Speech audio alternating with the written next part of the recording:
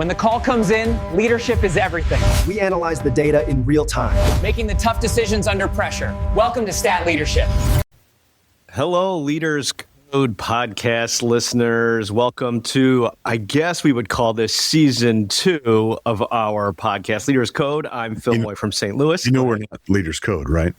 We're Stat Leadership. Sorry, man. Fuck. All right, we'll start that over again. No, hey, keep it. Whatever. Redo. Do you want to bring us in, JR? Go ahead, bring us in. Hey, welcome, everybody. It's the Stat Leadership Podcast. We're into season 2 now. Hopefully, by this point, you've gotten hooked on the previous 10 episodes that we released. So we're going to start releasing these on a more regular basis, on a probably monthly basis or so. But now that we got you hooked, we're going to keep feeding you. And so we got some good stuff in mind for this year. We're going to be obviously talking about some more advanced leadership concepts and also bringing some guests in, some leaders that we've learned from and been mentored by. And I think that we're going to have a whole potpourri of stuff. So whatever leadership position you're in, whether you are the CEO, the top dog, the chief medical officer, the department director, or you are earlier in your career and you're looking to move up that ladder, or you're a line leader that has a few folks that they're responsible for, we hope that something is going to speak to you from each of these episodes that we're going to be recording here. Understand that this is really informal. We don't have a script. We sometimes have an idea of what we want to talk about. And I don't know if that's necessarily the case for today's episode, but you may pull a little bit of something that speaks to you and helps you in your journey as a leader.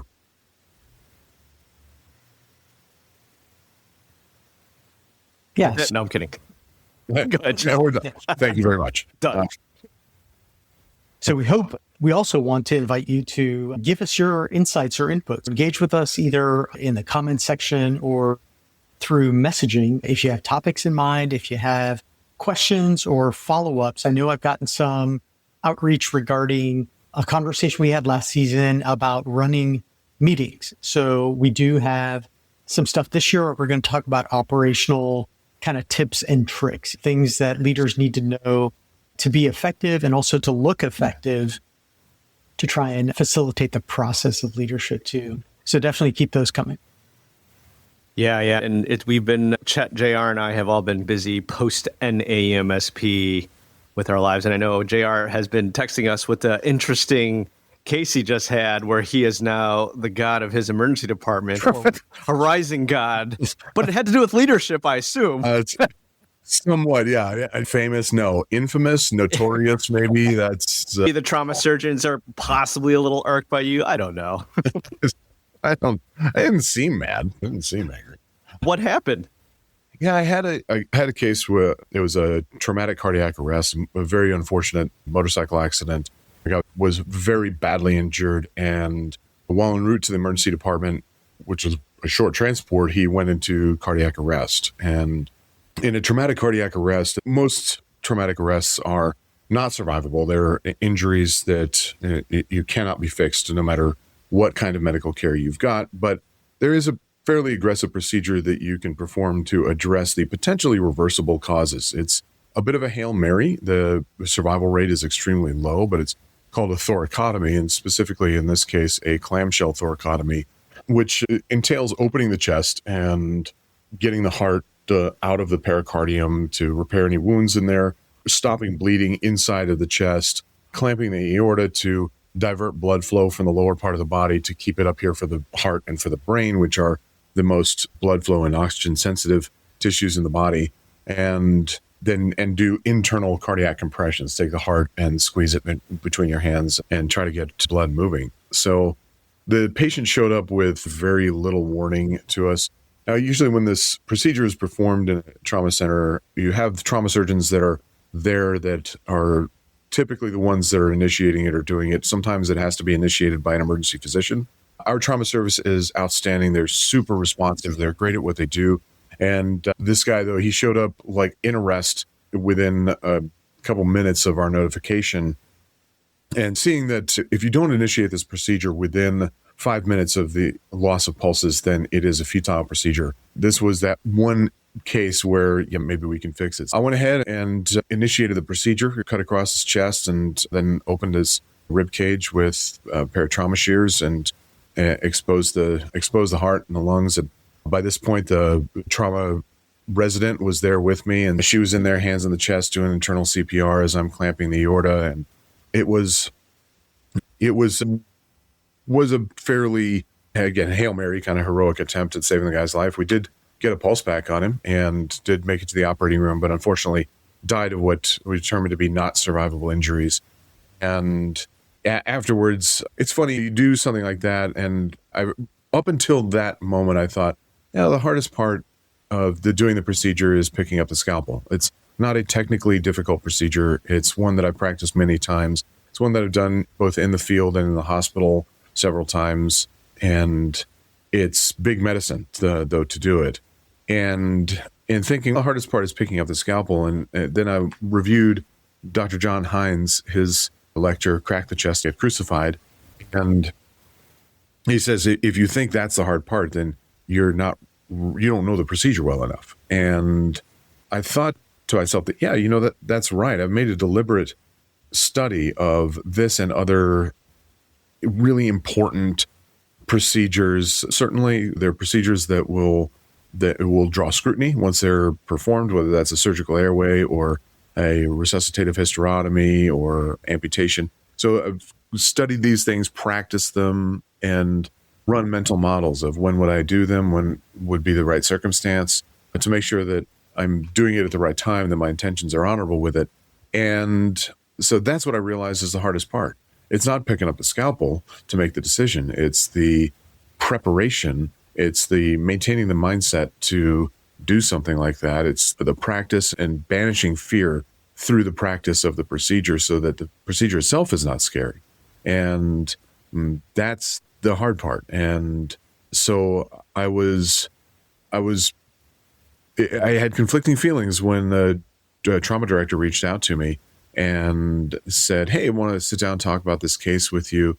And it wasn't in any sort of confrontational way. It was just, obviously this is a rare thing and we want to look at it and see what we can do better. And here's the video, because all of our resuscitations are recorded. And so it took me a couple of days before I was able to watch the video. I was really worried, like, man, how did I perform? And was I spinning my wheels? Was I being a good leader? Was I being a good example to the others that were in the trauma bay? And because I wasn't the only physician there. When I was in there, this was, of course, the night before conference. And so there were no ER residents in there.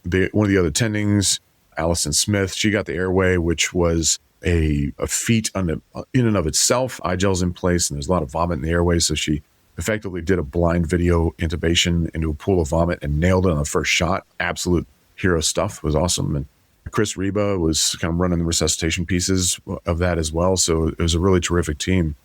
And I had my own perspectives, but I was very head down in the procedure. So I'm not like really watching the whole room as I'm doing it. And I'm not having situational awareness of everything else, which is another point of when leading, you can do the procedure or you can run the room, but you can't do both.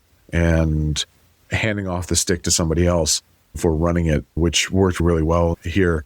When I finally got around to watching the video, I was happy with what I saw. That's not to say I liked everything that I did, like everything that happened in there, but overall, I remained calm, quiet, very goal-directed, and communicated really clearly.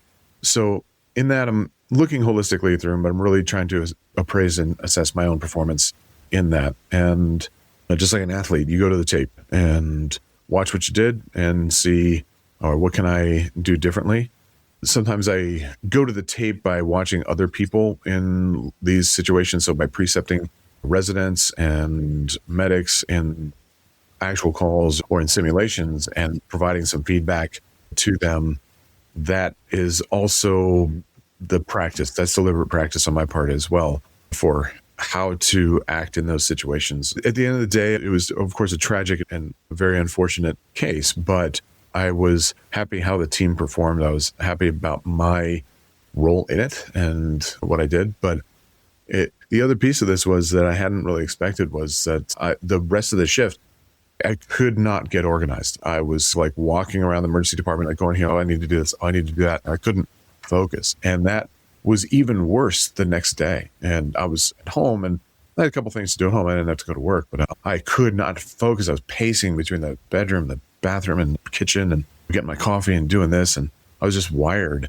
having not had a whole lot of sleep too. But I'm like, okay, this is going to be a down day. This is going to be a me day. And I hadn't really recognized that before when I've been involved in these kinds of cases, because I've had several cases like this. I was like, oh, okay. And now I need to develop some sort of skill that involves how do I recenter after that? How do I pick up the pieces after that? Whether it's a success or a failure or anything, just a fairly intense experience. Yeah, I have to develop some sort of way to unwind. Yeah, thanks for sharing that, JR. I think that's such a valuable kind of, if I were putting quotations, case study of leadership. But I think it gives a lot of good insight into the pressures of, I would say, leadership or just being in that situation. And I'm going to pull a thread a little bit in the very beginning here, because I think it's important, and I think it's something that's important because I have very young kids, a 6-year-old and a 4 going on 5-year-old. And it really does put a lot of things in perspective. And I have my kids come up to me and they're like, oh yeah, I was really scared to do this. And we always, what my wife and I do is, yeah, it's okay to be scared, but that's okay because you still did it. And that's called being brave. And no one talks about how you feel when you're brave is you feel scared shitless. And that's like the epitome of rage. So I guess the question I would have for you, JR, is in that moment when you picked up the scalpel or had to make that decision, how did you feel? What was the emotional gestalt of going through your head or your, I know as we're all emergency physicians here, we're all getting to that mode, but at the same time, to make that decision to, we're going to do this. Yeah. How did you feel? I fortunately I'd had a minute before arrival to think about like the what ifs. And this is an exercise that I do a lot with myself. I do this with residents of what if. And so I had certain triggers in my mind of if this, then that. And I think that developing those triggers is so important as a performer, but also as a leader, to have mental walkthroughs of if this happens, what then? And I talk about this with airway management, with the development of a PACE plan, which is a primary, alternate, contingency, emergency. So you have 4 layers deep of your airway plan. And so primary, video laryngoscope, alternate, direct laryngoscopy, contingency, iGel, emergency, surgical airway. And having that in my mind, so then if a initial airway attempt is unsuccessful, then can move to the next step in the plan without a whole lot of time to think about it because you've already made the decision. And I think having that PACE plan in your mind, and not just in some sort of nebulous ethereal, I'll crack the chest or I'll do the surgical airway, but actually having the equipment at hand, knowing where it is and having it ready so that you're not like looking through your bag or looking on the shelf for the kit, whatever that is. And practice banishes fear. That's a big thing. If you practice it enough, then the technical performance is not as frightening to you. And I felt I had practiced it enough to understand the procedure well enough to perform it. Now, I'm not a trauma surgeon. I cannot do what those people do. Of course, they've got so much experience with that, and that's going to be expert performance. But can I do it well enough for the timing to do the timing right here? If you wait for a lot of these things until you're absolutely sure that it needs to be done, then your opportunity to save their life has probably passed you by. And it's like the surgical airway. A lot of folks you can't intubate, can't ventilate. And so they keep spinning their wheels to try to intubate, and then the patient codes. And it's like, now I can do the surgical airway, but man, like the patient, we should have done this 5 minutes ago, and we may not have lost the patient at that point. So I think at the moment it was like, oh, I guess here we go, we're in it. But it was at that point just focused on the technical procedure itself.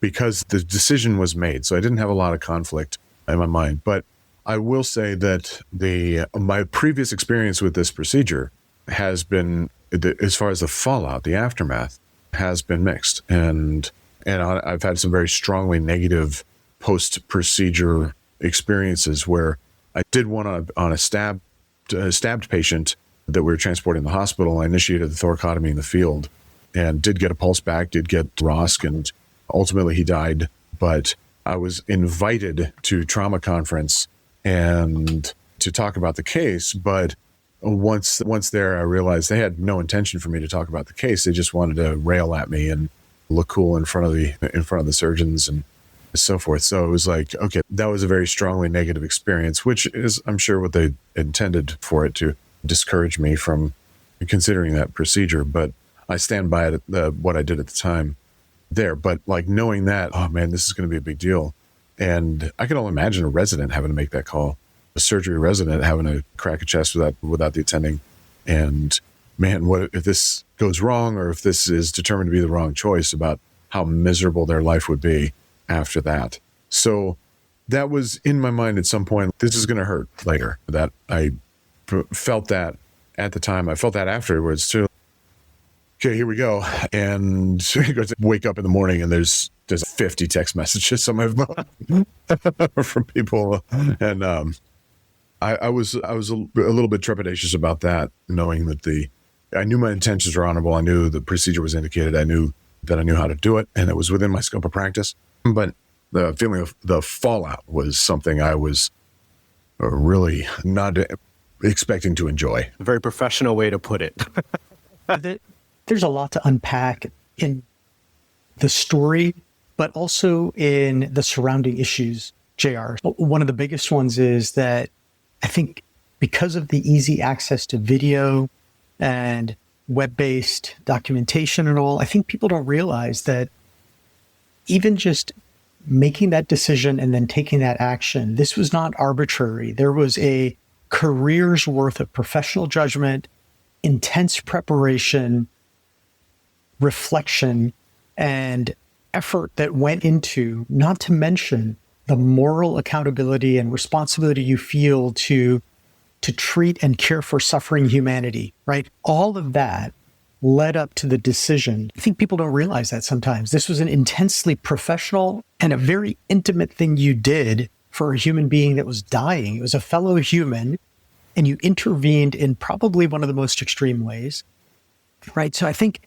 sometimes I don't know if we're desensitized as a culture just because of access to this sort of stuff or what it is, but there's so much more inside that. And then even for our non-medical listeners, there are incredible leadership lessons in this story, I think. Just an example, for example, would be the fact that one of the things that marks this as intensely professional, and if you ask the average, say, sports fan, what's the difference between a pro and not? They'll say, oh, they get paid for it. And I'm like, no, man, the salary is not the thing that determines professionalism. There's this whole self-regulation, setting a standard for ourselves, so many other things, right? So your preparation up to that point was, I think, a defining part of your professionalism.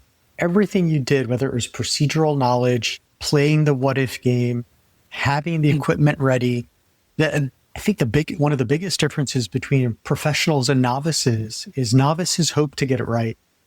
Professionals prepare and train to the point where they cannot get it wrong, right? That doesn't mean mistakes don't happen, but there's a level of preparation there that I think often goes unnoticed. And I think the actual cut is probably the tip of the iceberg, really important tip of the iceberg. But I think the intense effort and commitment that you were showing before you even did the procedure is often lost because that's backstage and people don't see that. Yeah, and I'll piggyback on your metaphor, Chet, that this is truly, the tip of the iceberg. All your decades of emergency medicine experience, training led up to that. And sure, I know as a fellow physician, you're picking apart every little second in your head, which is why you were so jazzed up probably afterwards and days afterwards and everything. And you made it look easy, and it's not lucky. It's based on all your training. And I would say that reminds me of the story I just read, and you guys are military, so you're like, oh, you guys didn't know about this?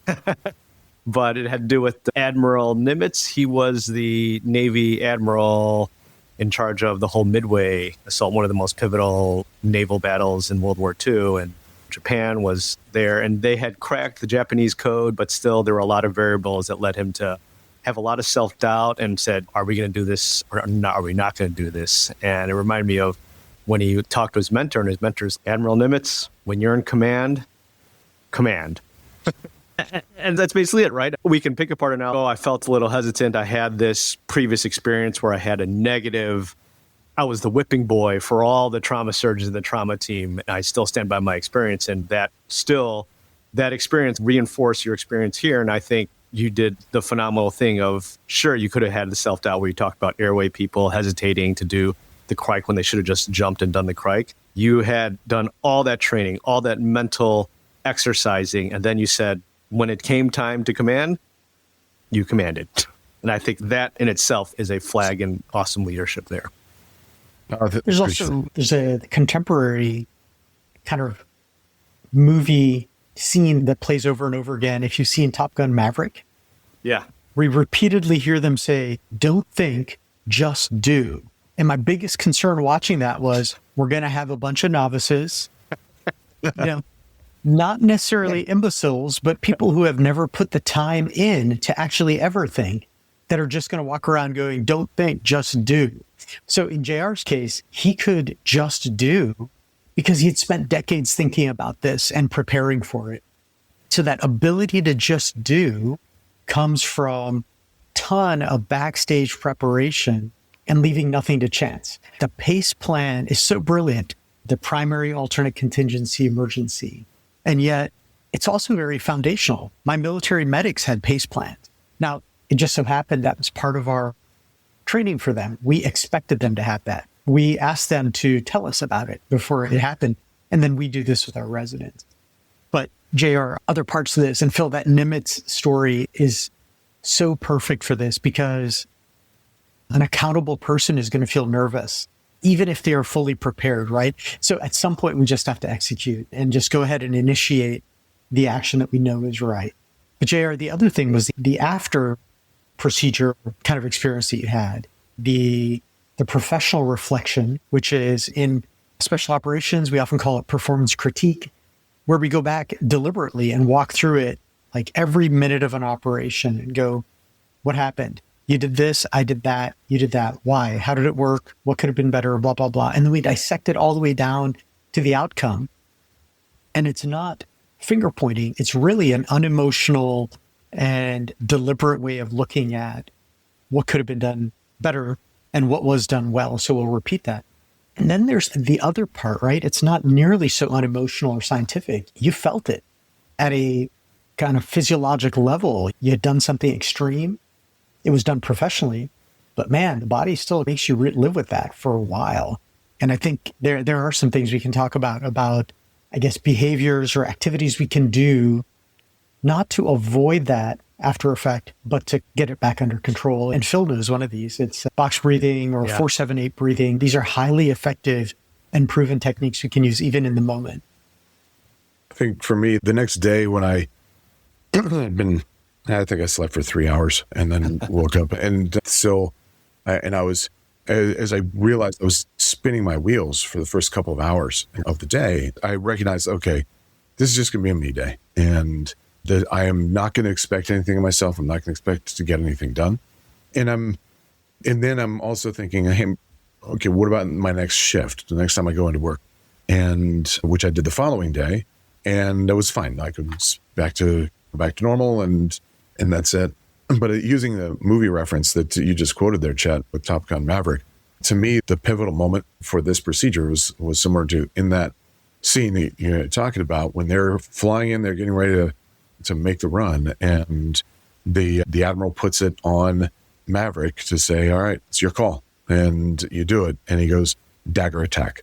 So that moment, that was we're doing this, and we're fully committed to doing it now. And Mike Loria talks about this with some of his stuff that he's written and broadcast on mindset for these kinds of situations. And the Steve Rush, the beat the stress fool. You breathe, talk, see, and focus. breathing, like the box breathing or Ayurvedic breathing, whatever that technique is, getting control of that breath, doing positive self-talk, things like you can do this, and seeing it, visualizing the procedure. When you talk about Michael Phelps, who's one of the most decorated Olympic swimmers in history and phenomenal athlete, would visualize the entire race from being on the platform to entering the water, each stroke, the turnaround, visualize, mentally walked through the entire race. So visualizing that. And then the last thing being a focus word, some kind of verbal cue to yourself that says, all right, it's go time. And when I'm doing an intubation, a rapid sequence intubation, for me, that focus phrase or word is push the drugs. And we've prepped it. We've done the timeout.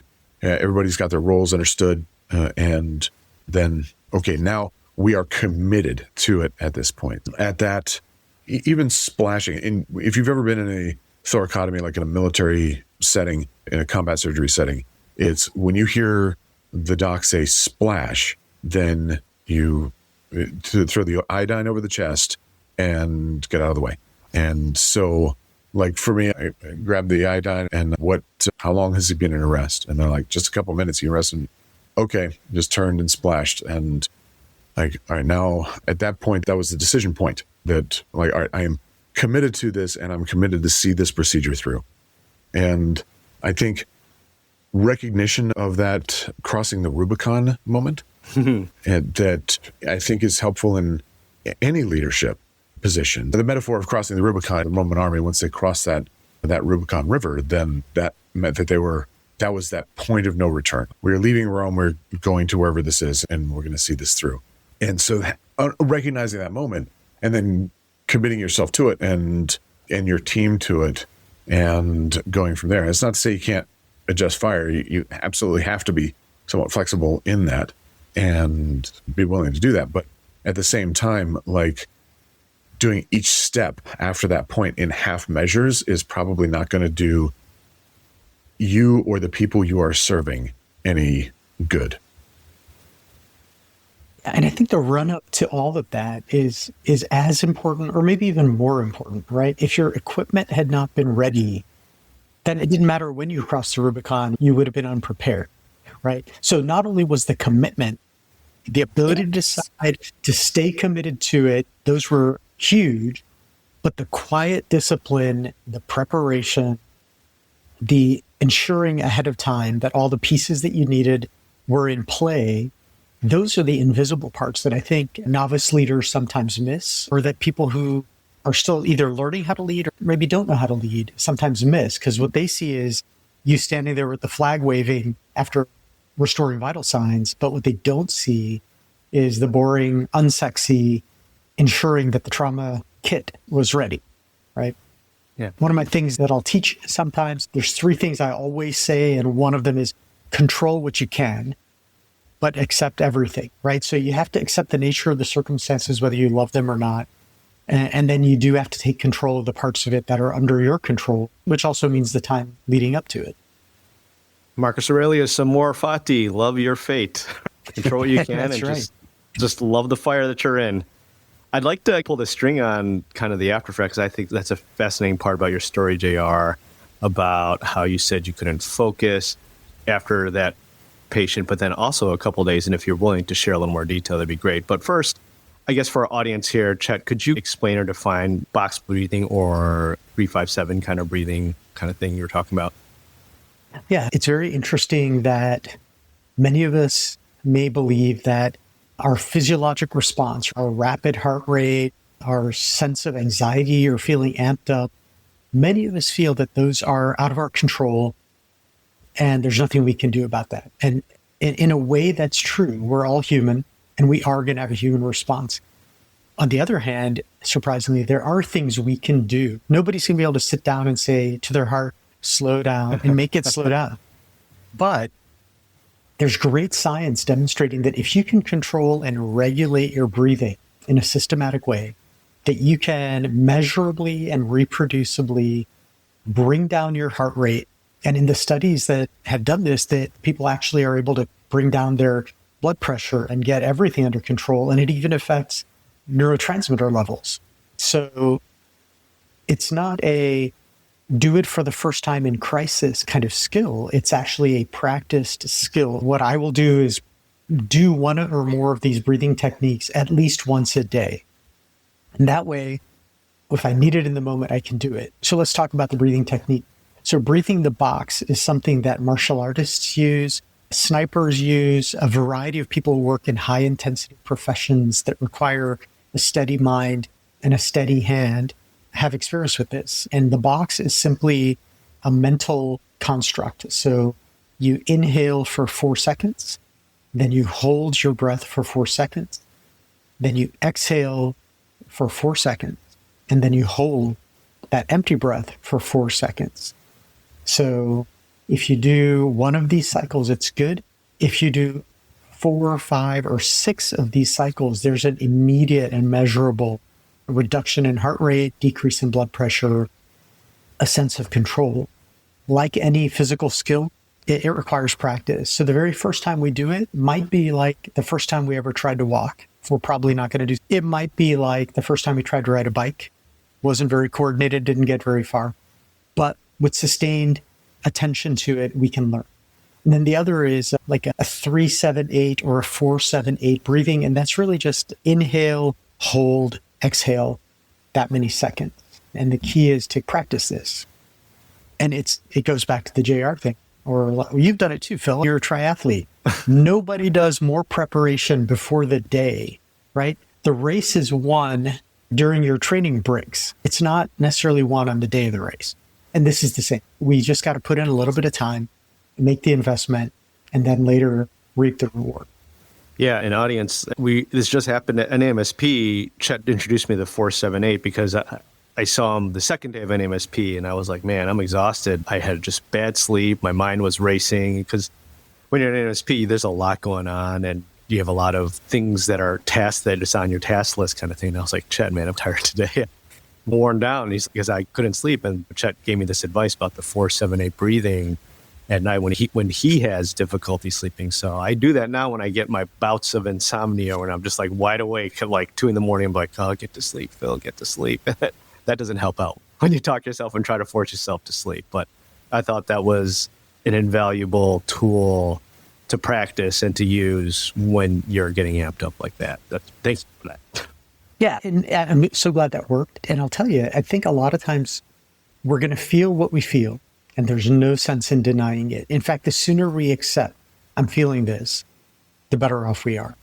What we don't have to do is stay immersed in it or be a victim of it, right? We can accept the condition for what it is, and then we do have tools. Sometimes the tools are breathing skills. Sometimes it's some sort of activity or meditation we can do. Sometimes it's speaking with a peer or colleague or a professional. If you have an experience and then it's intrusive and you really can't get by it, ultimately we may need to sit down with somebody and have a conversation with a professional counselor or something like that. And these are all tools in our toolkit. So everything we have from kind of personal level intervention and reset activity all the way up to professional counseling might be useful. And honestly, all of those are fair game and are in play to keep ourselves intact, to come back and lead another day, right? Yeah. And I think back to JR's story, what I love that you did, JR, was you had the insight and you explicitly said to yourself, okay, this is going to be a me day. You knew that you just weren't in it. So if you're willing to share with us, and feel free to say, no, I don't want to. This is a recurrent thing, especially in our profession of emergency medicine, right? Well, this is going to happen again. When you recognize this, what do you do personally to get through that kind of area where you're unfocused, you're just either energized or just not quite yourself after a scenario like that? For me, lowering my expectations of myself, and I don't mean professionally. Knowing I've always got a list of things that to do and stuff to do around the house and more projects I want to work on and that sort of thing, and recognizing like, hey, it's not going to get done today, and that's okay. And I can just take some time, go to the gym, take a walk and just relax and put my feet up. And my wife is so good about encouraging me to do that. She's why don't you just relax today? And she's really good at validating that. And it's okay. And I know it's a me day, not a me year. It doesn't mean I'm a lazy piece of shit, right? I'm just taking a day to recover and relax. And I've been in a lot of high stress situations. I've been in mass casualties. I've been in active shooters. So a lot of these feelings that happen are not unfamiliar to me. And looking back on a lot of these high consequence events, the ones that you feel they fade pretty quickly from memory. You remember them, but you don't live in them. They don't visit you when you close your eyes. The ones that you don't feel went well, they keep coming back. And there was an incident I was involved with in 2009 that still keeps coming back. And you're trying to recognize, and again, doing the professional examination, that dispassionate sort of hot wash with myself. I have re-examined that incident more times than I could possibly count and come to peace with, here's what I could do better. This is what I wish I'd done differently. This is where I think I went well. And that, but it's still a hard time with it. So it still pops up. And so, yeah, doing a little bit of seeking some professional help. And it's funny because I didn't seek professional help around that incident. And it's just years later. And as I'm talking to the therapist and doing the EMDR and this came up. And so it's, oh yeah, okay, that's still living with me. And I think there's a couple of things to banish some of those. One is, honestly, being able to see the video of this was really helpful, ultimately. Even though I put it off for a couple of days, I'm like, man, I'm not sure I want to see it. And so I did, but I was able to objectively look at it through the lens of video and say, yeah, okay, I didn't do as bad as I thought I did. And I can give myself a little grace for this and pull some lessons learned from it. So that was helpful. Hot washing with the crew. So we do have a habit in my emergency department that after a resuscitation that we get all the staff together for a hot wash for a few minutes after we've cleaned the room up and we've gotten everything back to normal, if you will. Then we'll just all get together and hot wash that real quick in the trauma bay and talk it through. I found that was extremely helpful as well. Examining it is a big part of that, so I can then let it go. So I don't have to keep thinking of it through my mind and running it over and over, because you're thinking of it through an emotional perspective, through an emotional lens of the time that you experienced it. And so you being able to do that with video and then really say, step back from it, watch myself in that. So that was helpful. The other is getting back on the horse, getting back to work is really good. And I know other incidents that I don't feel did as well, getting back in and having the chance to prove myself again, having a chance to do another case, which is almost like a do-over, then that helps. And I remember I saw Admiral McRaven give a talk, and just a fascinating talk. And I asked him, can you give me an example of a time that you failed? And because obviously he's a very storied career and being an incredible leader. He gave us a very personal story of when he was relieved of command of a SEAL team, and that going home, man, I'm not sure I'm cut out for this, because it's a big deal in the Navy. It's a big deal in special operations. And talking to his wife, and just said, you've never really backed away from anything. You've never given up on anything in your life. And he said, sure enough, things being what they are, that chance to prove yourself again comes along. And it wasn't very long before it came along, and he was able to get back on the horse, if you will, and prove to himself and others that he is a very capable leader. That's one of those things in crisis. It's human nature to, after the fact, withdraw, but nobody ever talks about how long to stay withdrawn, or how to get back on. And then sometimes there's a tendency, especially if you look at athletics, to say, forget about that putt, get back and make the next one. Forget about that interception, forget about it. And you don't really want to forget about it, but what you do need to do is move past it, right? So you can't live in that moment over and over again. If you forget about it, probably do it again, right? Now, the reality of it is, if you live an active life, one of contributing and leading, for example, then you're going to repeatedly have opportunities to either succeed or fail. Hopefully, you're not failing on the same thing over and over again, right? That's the fear everybody has. But the reality of it is, we're not going to get it right every time. The key is proper preparation, learning from not only our mistakes, because none of us is going to live long enough to make every mistake and learn from it. The key is to be a student of life and learn from the leaders that have gone before you and everybody around you. And now you're elevating your game. And then having gone through this crisis type of experience, at some point we do have to re-engage, right? Get back in it and get a few more reps in there, restore our confidence. Oh yeah, okay, I can do this. And the example I always use is we overthink these things sometimes.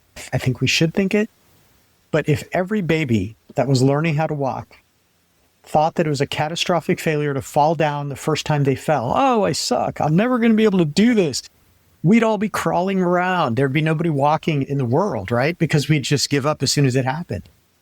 But those little babies are teaching a very important lesson, which is get back up and get going. You got this. And you're going to fall again. That's a reality, but you're also going to get back up again. And it is harder than that, but I think that it's possible too. And I think, JR, your mature approach to it, and did I just say JR and mature in the same sentence? Nobody believes you. We're cutting that out. We're cutting that out. This is where the internet comments start stacking up from all of my friends. God damn. And I just lost all credibility. Dang it. But that approach is so key, right? You did the thing. You had done the preparation before the thing. You felt a very human response to it, and then you re-engaged. You're not Superman, but I think that is exactly what we are meant to do in leadership positions. And I think that's part of the magic of it, is within reach for all of us, but we do have to get in there and do it. Batman Begins, JR. Why do we fall, Bruce? So we can learn to pick ourselves up. Yeah. Now I have to figure out the difference between getting back on the horse and trying to, and dopamine stacking. Because that was my instinct to critical incidents I've been involved before. Like, all right, cool, let's go to the next one. Or, all right, I'm going to go home and then I'm going to come back and we're going to do this trauma call again, chasing that as well. I think that's something to be cautious of. There's a guy who gave a really good talk at NTOA. I was a police officer that was stroke task force and who got very badly wounded. And he was talking about the decisions leading up to that incident, which he said was just a tactical error on his part. And why? Because he's going out, he's kicking doors and taking down bad guys and doing it again and again, and just kept chasing that experience. And so then one time it bit him really badly. And so like when you have that high and then that low feels really low, and then you have another big high and another big low, and in between, and then you start trying to raise those lows. And this is why folks that tend to be in these roles that of emergency medicine and first responders, combat vets and so forth, that's why you start engaging in risky behaviors like alcohol use, substance abuse, really risky sexual relationships, all these kinds of things, to try to boost that dopamine in those lows in between those highs there. And my highs are not as frequent as they in roles, but recognizing between in between sort of sucks. Oh God, I feel that, and it's all chemicals. It's all brain chemicals and stuff that you're dealing with. So recognize that too. That it's okay to feel weird the next day. Yeah. Great. Well, on that note, should we take it to our next segment, or what do you guys want to do now? We're 50 minutes in. We don't want to make this too long. Although, I'm sorry, JR. This probably was a little more personal than you were expecting. And I apologize. I didn't intend for this whole episode to go that way. No, I feel like Michael Clark Duncan and Armageddon. Just get a hug for me. They got a lot going on. Yeah. Getting Fight Club right now. Well, really? Oh, because I've seen the movie. I love the movie, but I'm like, I want to read the book and everything. Yeah. The book is, the movie is very faithful to the book, and it is very enlightening. And it's also, it's still pertinent today with the issues with masculinity and the bro culture and everything, but it has that subtle delve into why we're having these issues, especially in the masculine world today. So it's surprising how pertinent it is. But I would say the other book I'm reading right now is, speaking of General McCraven, JR, is The Wisdom of the Bullfrog. It's a short book, but it's about leadership. And it's actually, for our audience members, General McCraven gave that wonderful UT Austin graduation speech about make your bed. That's probably the number one thing you should do every day is make your bed, right? And he just phrases things so well that it just clicks with me. So that's another book I'm reading that I really like and enjoying right now. Well, that's very cool. And by the way, not to be too picky, but Admiral McCraven, he'll probably come punch us in the arm if we call him General. But sorry, Admiral, sorry, sir. That's okay. For civilians, they are all the same rank. He knows not what he does. They're all called flag officers or general officers. So the Navy calls them admirals, the Marine Corps, Air Force, and Army all call them general. But I'll tell you, another book that had a movie based on it that has a very different outcome is First Blood. If you have not read that book, the movie First Blood always resonated with me. I'm a fan of the way Sylvester Stallone portrayed Rocky, the way he portrays John Rambo, at least in the first movie. I'm not a huge fan necessarily of what follows, but interestingly, since my service in the Air Force ended, or honestly after everything was fine until like my third deployment, and then I started carrying some baggage with me, and there's the very end scene of First Blood. If you haven't seen it, Rambo's holed up in the sheriff station there, or in the office. He's gone off the rails. The whole town is now, the gas station's on fire, and the ammo shop and gun shop has been torched, and it's on fire, and ammo's cooking off everywhere. And Troutman comes in and goes, "Look, man, it's over. All right, enough." And Rambo loses it, right? So what was interesting to me is, first of all, the very end of the book is very different from the very end of the movie. So spoiler alert, in the book, Rambo is a complete lost cause, and it's not Colonel Troutman, it's a captain, much lower in rank, more of a company level leader. And he shoots Rambo, and that's how the book ends. Rambo's dead because he's just too far gone and he's lost it. He's also murdered some innocent people in the book too. So yeah, absolutely. Absolutely. Yeah, he doesn't get executed, but he's still at war. He's treating this town like it's at war, and Troutman kills him. So when I read that, I was just crushed because I'd never read the book, but I'd seen the movie. I went back and looked through some veterans groups that were involved in the original screenplay creation, and Stallone wanted the movie ending that actually came out. The producers wanted the book ending, and they fought about it. They actually had to stop production for a while. And when they initially rolled it out, they actually played the book ending in some theaters and the movie ending, the current movie ending, in other theaters, and were there to observe audience reaction. And when they played the book ending, people had a vocal and negative reaction, shouting at the screen, "You don't just do that, it's not his fault," that kind of thing. And when they played the one Stallone was advocating for, there was a huge response, especially on behalf of the veterans. They're like, in 4 minutes, this quiet guy said all the stuff that's bothering us. He identified our issues. We don't belong anymore. We don't fit in. But anyway, as far as books go, now that I've spoiled the ending, do check out First Blood. It's interesting. I'm always interested in what movies are based on.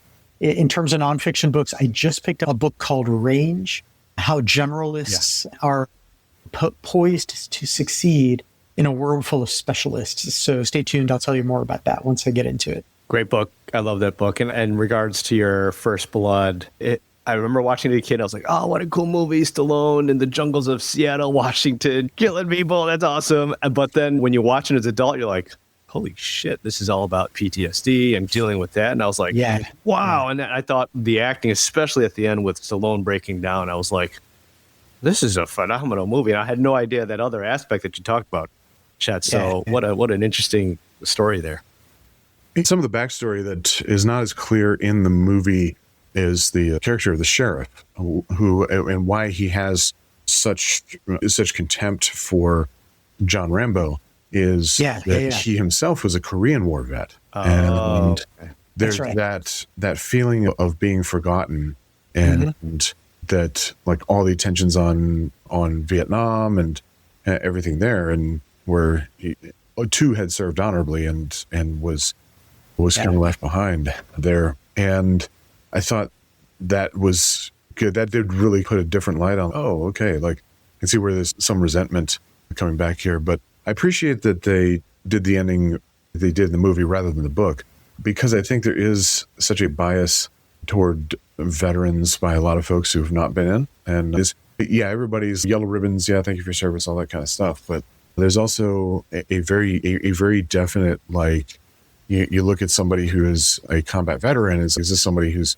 like all traumatized and about to snap and do something terrible? And I think that if they had done the movie the way that they did in the book, that's the image that would have been portrayed. And I think that would have reinforced some of those biases and prejudices that folks have towards us as vets. And I would not have appreciated that at all. So I think what they did with the movie was it did treat a lot of these issues with nuance, and I enjoyed that. But when I read about Dennehy's character, and he's feeling kind of left behind here, and with our recent conflicts here, I'm an Iraq veteran, and we've got Iraq, which came to an end, and then more or less for us, not for the Iraqis, unfortunately, but that came to an end. But Afghanistan just went on, and there was so much focus on that. In fact, even my second tour in Iraq, I was feeling that, because Iraq's kind of drawn down. It's not getting the attention. And there was that feeling of that, hey, we're still over here, man. We're still doing this thing. So I could feel a little bit of how Dennehy's character felt in that moment. Yeah. It just real quick, I felt that way in the spring of 2003 before Iraq was kicking off, because we were sitting out on the Pakistani border, and we kept hearing news reports of everything's fine. We're going to be able to do this in Iraq and maintain 2 theaters. And we're sitting there looking at each other going, we're having a hard time getting resupplied. We cannot get the even medical equipment that we need. How is it that we think we are okay in both places when our boots on the ground experience is so different? So anyway, the perspectives and I'll tell you the other thing just real quick. Sorry, JR, I know we were moving there, but I think if a good thing came out of that, I often say nothing good comes out of war. And then I add that unless it's medical innovation, right, that happens. We do get better at some of the trauma care. I think the other thing is depending on your perspective, a sense of compassion and attention to your fellow human being. To this day, I can't stand watching somebody eat alone without company, because we would be sitting there at Thanksgiving or Christmas in a tent somewhere. You get all these American and coalition folks eating together, and one guy would be sitting alone at a table on Thanksgiving. And I'm like, what the heck? So we would go and sit there, and okay, if they want to sit by themselves, that's different. But nobody should really feel that isolated, and not only in a combat zone, but really back at home also, right? That awareness of people. Hopefully those are the kind of things that we can harvest out of the negative experience of war. Anyway, I'm back. We can finish talking about the books and whatever movies. book you're reading, JR. Let's have it. So right now I'm reading a book called Less Than 1%. And I think actually one of you may have recommended that to me. And it's about these outliers with performers, that how do we predict the folks who are really going to be the stellar performers, those star performers? And they talk a lot about how folks got it wrong, how Tom Brady, Steph Curry, like these incredible world-class athletes, among the best who have ever played their respective games. And even business leaders, you when you say it helps to be educated, helps to be smart, but at the same time, when you look at the CEOs of Amazon and Meta and Tesla, and you look at these folks like, they dropped out of college or didn't go to college, and so defy those assumptions that we have about what leads to success. And I don't have any real conclusions to bring just yet. I'm only about halfway through the book, but it is interesting, and thinking about them, and how do we, when we look at somebody and like, are you gonna be a good resident? Are you like, how do we find those predictors? So that's what I'm in. Great. Interesting. All right. Thanks, everybody, for listening to this episode, and we'll catch you in the next one. Thank you.